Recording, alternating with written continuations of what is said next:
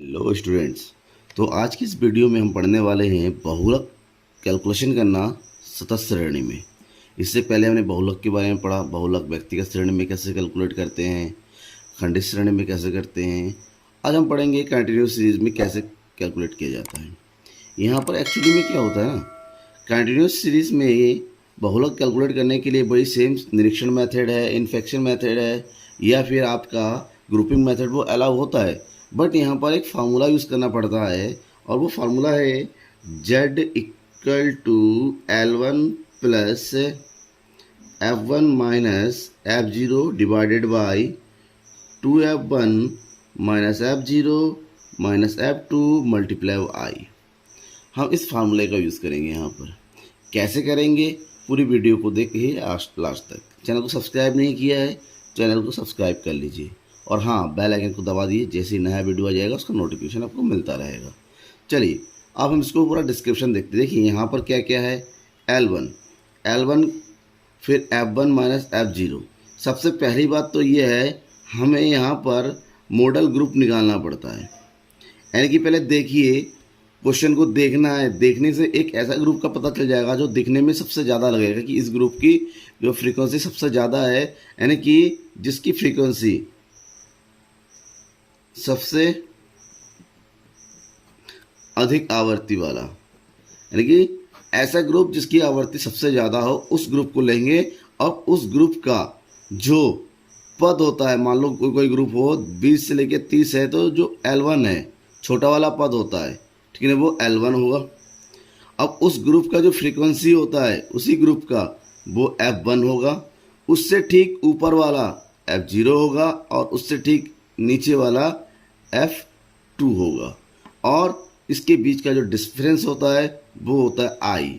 ठीक है, ये हो गया आपका है। लेकिन कभी कभी क्या होता है, इस फार्मूले से हमारा आंसर नहीं आता। मान लीजिए किसी क्वेश्चन में इस फार्मूले से आंसर नहीं आता है, वो तब आएगा जब हमारे पास जो F1 से, जब किसी भी कंडीशन में जब F1 से F0 या F2 ये दोनों अगर इससे बड़ा हो जाए, जिस कंडीशन में F1 से F0 और F2 बराबर होगा, बड़ा होगा, तो वहाँ पर एक फार्मूला लगाते हैं। इससे थोड़ा सा अलग वो फार्मूला होता है z equal to L1 plus F2 upon F2 plus F0 multiply by I. इस फार्मूले का यूज़ करेंगे हम।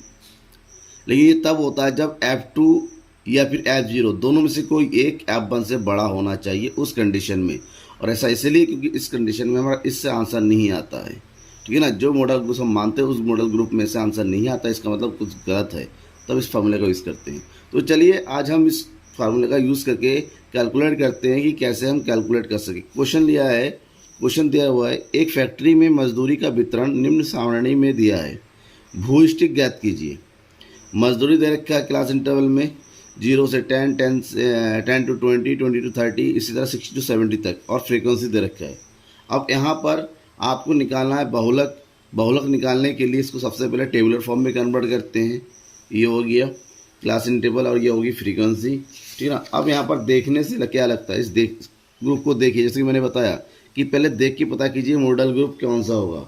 देखने से क्या पता चल रहा है, मॉडल ग्रुप कौन सा है, ये वाला है, क्योंकि सबसे ज़्यादा आवर्ती इसकी F, ठीक है। तो यहाँ पर लिखिए, यहाँ 30-40 की आवर्ती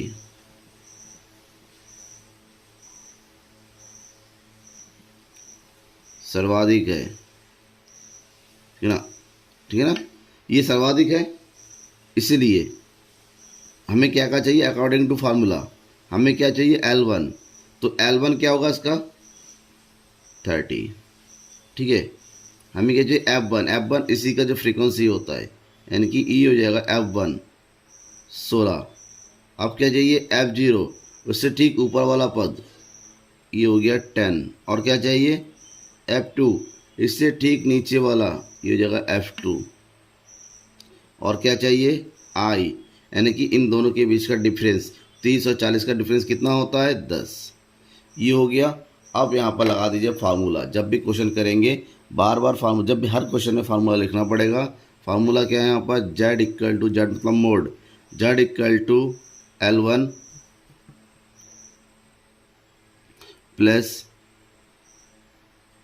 F1 minus F0 divided by 2F1 minus F0 minus F2 multiply by I. इस फार्मूले का यूज़ करेंगे। ठीक है, अब देखिए L1 कितना दे रखा है 30 प्लस F1 कितना दिया हुआ है 16 माइनस F0 कितना है 10, 2 गुणा 16 माइनस 10 माइनस F2 कितना है 12 गुणा 10, आई मतलब 10 है। ठीक है, सॉल्व कीजिए इसको। 30 प्लस 16 में से 10 गया 6 गुणा 10, ये ऊपर चला के गुणा कर दिया, 16 दूनी 32, 32 में से घटा दीजिए 22। आगे कैलकुलेट करते हैं, ये हो जाएगा 30 प्लस 60, 32 में से 22 माइनस कीजिए तो कितना बचेगा भाई 10, 0 से 0 कट गया, हो गया 6, यानी कि 30 प्लस 6। इसका मतलब ये हुआ कि हमारा आंसर कितना है 36, ही हो गया जेड। ठीक है, और आंसर ये हो गया बहुलक। ठीक है ना। अब देखिए आंसर चेक कीजिए, 36 जो आया 30 और 40 के बीच में है। इसका मतलब जो मॉडल ग्रुप आप मेज़र करते हैं उसी के बीच का आंसर आना चाहिए। अगर नहीं आता है तो हम वहाँ पर फार्मूला चेंज करेंगे। ठीक है, एक और क्वेश्चन लेते हैं। यहाँ पर हमने देखे पता चल गया कि ये मॉडल ग्रुप है। अब कभी कभी क्वेश्चन को देख के पता नहीं चलता कि मॉडल ग्रुप क्या है, वहाँ पर हमें ग्रुपिंग करना पड़ता है। इसका मतलब ये हुआ अब जो क्वेश्चन करने वाले हैं उसमें ग्रुपिंग का यूज़ करेंगे हम। जैसे ये क्वेश्चन है, निम्न सारणी से बहुष्टिक ज्ञात कीजिए, मतलब बहुलक ज्ञात कीजिए, मोड निकालना है, पद दिया हुआ है, पदों की आवृत्ति है। जैसे कि मैंने बताया कि बहुलक निकालने के लिए सबसे पहले आपको ये पता करना पड़ेगा कि कौन सा पद यहाँ पर ऐसा है जो इसकी आवृत्ति सबसे ज़्यादा है, उसको हम F1 मानेंगे। बट इस क्वेश्चन में सबसे अधिक आवृत्ति वाला पद ये भी है, ये भी है। अब जब हमारे पास कन्फ्यूज़न होता है कि भाई F1 किसको माने, इस 10 को माने, इस 10 को माने, तो ऐसे कन्फ्यूज़न को दूर करने के लिए हम यूज़ करते हैं ग्रुपिंग मेथड। एंड इसका मतलब ये हुआ कि हमें यहाँ पर ग्रुपिंग बनाना पड़ेगा। कैसे बनाते हैं मैंने पिछले वीडियो में बताया था, आपने अभी तक नहीं देखा है तो वीडियो को देख लीजिएगा, डिस्क्रिप्शन में लिंक दिया हुआ है। ठीक है, तो इसको करने के लिए ये है पद और ये फ्रीक्वेंसी। 6 ग्रुप होता है जिसमें से पहला ग्रुप खुद फ्रीक्वेंसी ही होता है, यानी कि जो आवृत्ति होती है उसी को पहला ग्रुप मानते हैं। दूसरा ग्रुप बनाने के लिए पहला दो पदों का जोड़ा बनाते हैं, पहला दूसरा तीसरा चौथा, चौथा पांचवा, ये रह गया छोड़ दीजिए, जिसका जोड़ा नहीं बन रहा उसको छोड़ देना, जोड़ दीजिए इसको, 2 और 1 3, 10 4 14, 10 9 19। ठीक है, अब ये छूट जाएगा, इसको रहने दीजिए। उसके बाद हमें क्या करना है, थर्ड ग्रुप में पहला वाला छोड़ दिया जाता है, पहला पद छोड़ देंगे, दूसरे से स्टार्ट करेंगे, 2 का जोड़ा बनाएंगे, यानी कि 2 और 10 12, 4 और 10 14, 9 और 2 11। ठीक है, उसके बाद चौथे ग्रुप में आते हैं। चौथे ग्रुप में क्या करते हैं, 3 का ग्रुप बनाते हैं, यानी कि पहला दूसरा तीसरा, 10 2 12 और 1 13, फिर 4 10 9, 4 10 9 14 और 9 कितना हो जाता है 23। चौथा ग्रुप बन गया। अब पांचवें ग्रुप में क्या किया जाता है, यहाँ पर भी 3 का जोड़ा बनता है, लेकिन पहला पद छोड़ दिया जाता है। पहला छोड़ने के बाद दूसरे स्टेज करें, दूसरा, यानी कि 2 10 4, तो 12 और 4 16, और इधर हो गया 10 9 19, 19 और 2 21। ठीक है, ये बन गया। और लास्ट ग्रुप में पहला वाला भी पद छोड़ते हैं और दूसरा वाला भी छोड़ देते हैं, फिर 3 का जोड़ा बनाते हैं। तो बनाएंगे किसका, 10 4 10, 10 4 10, 10 10 20 और 4 24। बस इसका तो 3 का ग्रुप बनाते नहीं है, बन नहीं रहा है, इसको छोड़ दीजिए। यहाँ तक हमारा ये कंप्लीट हो गया।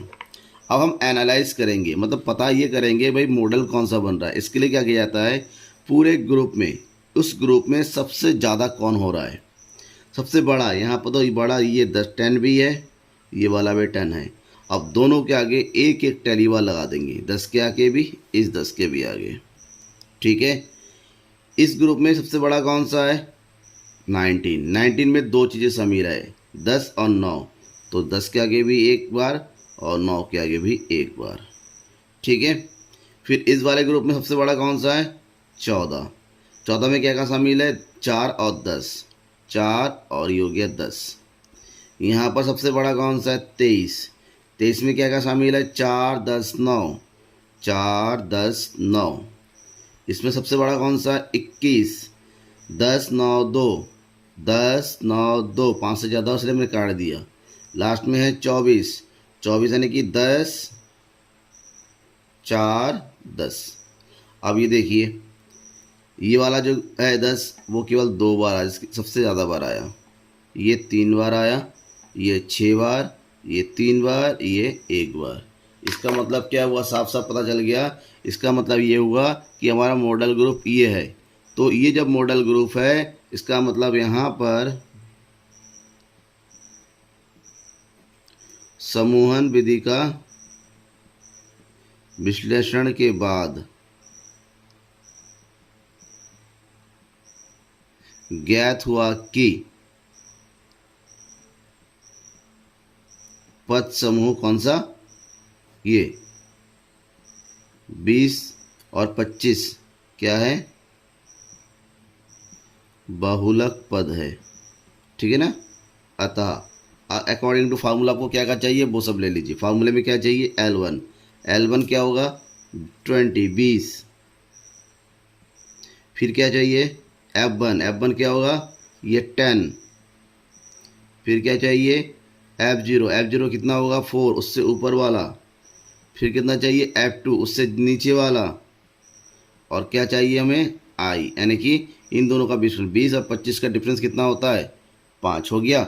अब लिखिए फार्मूला। फार्मूला क्या है यहाँ पर? फार्मूला है Z equal to L1 plus F1 minus F0 divided by 2F1 minus F0 minus F2 multiply by I। ठीक है, अब उठाइए और फार्मूला रखिए। L1 यानी कि 20, F1 यानी कि 10, F0 यानी कि 4 डिवाइडेड बाई 2F1 यानी कि 2 multiply by 10 minus 4 minus 9 multiply by 5। Calculate करना रह गया, बस बिल्कुल सिंपल कैलकुलेशन है। 10 में से 4 गया 6 गुणा 5 बटे 10 गुणा 2 यानी कि 20 माइनस 13। कैलकुलेट करेंगे 20 प्लस 6 5 30 और इधर हो गया 10। 20 में से 13 गया, कितना बचेगा? ये बचेगा 7। 7 बच गया। अब 30 को 7 से भाग कीजिए। अब 30 को 7 से भाग कर देंगे तो पॉइंट में आएगा, क्योंकि कटेगा है नहीं, ये होगा 4.28। 4.28 आ गया। हम दोनों को जोड़ दीजिए, 20 और 4 24.8। ये हो गया हमारा आंसर। यानी कि हमने क्या देखा? बहुलक पद 20 और 24 है, इन दोनों के बीच का आंसर आना चाहिए। तो हमारा आंसर कितना होगा? 24.28। ये हो गया Z। This is our answer. समझ में आ गया होगा आपका? कोई डाउट रह जाता है वे झिझक कमेंट बॉक्स में आके कमेंट करके बताइए। Thank you.